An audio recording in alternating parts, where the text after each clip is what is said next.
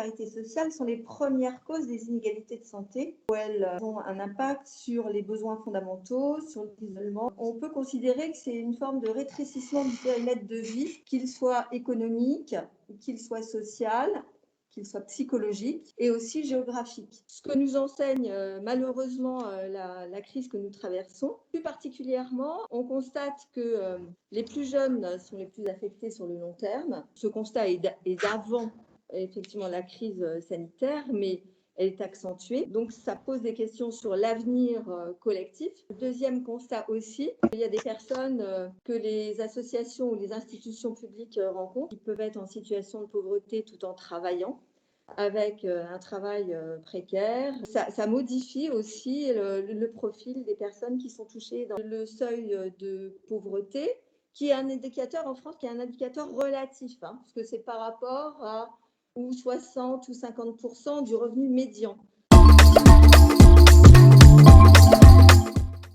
Le aller vers, sa mise en pratique demande beaucoup de coordination nouvelle.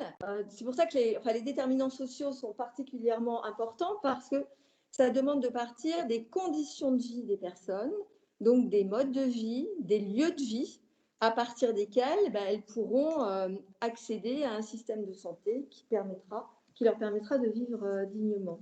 Donc, soutenir la personne, sachant que pour lui permettre d'accéder à des conditions de vie décentes, c'est tout un processus. Ce n'est pas le avant-après, c'est tout au long que les acteurs, en coordination, vont pouvoir permettre à la personne d'aller vers une vie digne. L'idée de co-construire une charte région, association, pour aller dans ce sens-là, nous semble vraiment une piste importante.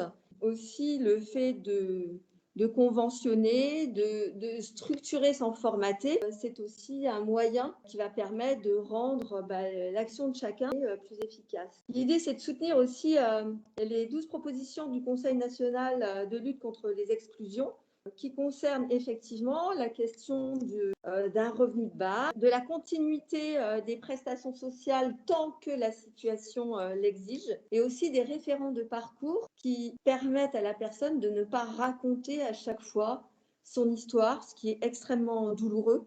Dans les leviers qui sont possibles, il y a la question du revenu, la question du logement. Le logement est un point central qui permet à la fois de s'ancrer dans la société et d'être mobile vers la société.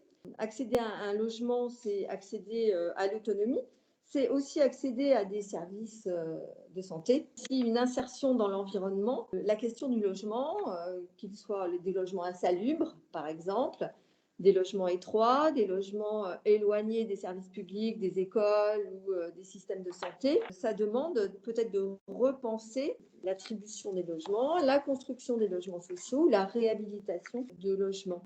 Ça veut dire que faciliter et soutenir l'accès au logement des jeunes en réfléchissant à des offres qui correspondent à des cycles d'études, d'alternance, mobilisant des propriétaires, des institutions publiques. Réfléchir aussi à une agence foncière régionale qui puisse accompagner les organismes fonciers solidaires et toute personne détenteur d'un logement privé pour lever les freins aussi. La question aussi de la rénovation énergétique est à l'ordre du jour, avec des configurations de logements qui sont très, très différentes les unes des autres. Aussi, soutenir l'expérimentation de projets d'aménagement qui intègrent des enjeux de santé, notamment évaluation d'impact sur la santé, présence de services de santé, de locaux à usage mixte.